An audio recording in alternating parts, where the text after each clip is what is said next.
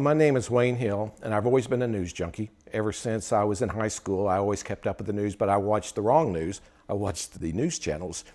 But then as I started reading more and more, I realized how our country was deteriorating. And I started listening to a program back in the 80s, and it completely changed my worldview. I realized that there were issues that the news media wasn't covering.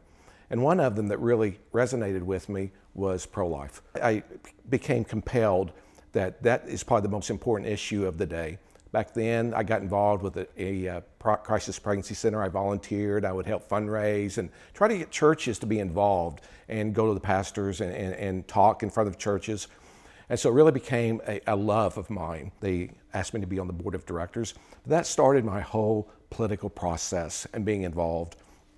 And as we moved farther and farther along, I realized that, there are so many issues that are important. It's not just that one. I was kind of a one-issue individual.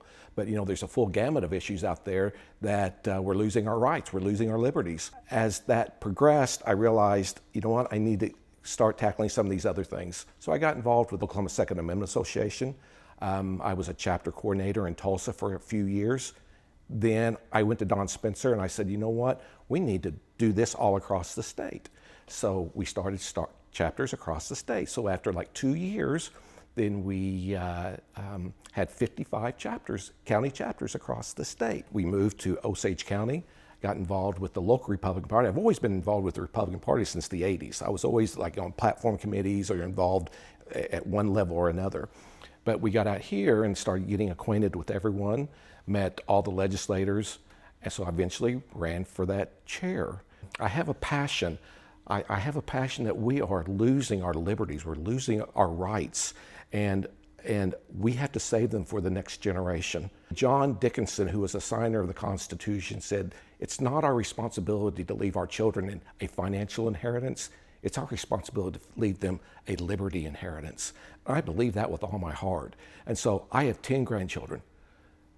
I want to be able to look at them in the eye and say, I did everything I could to protect your liberty. I want them to experience everything that God gave me as far as my liberties. I want to pass to them.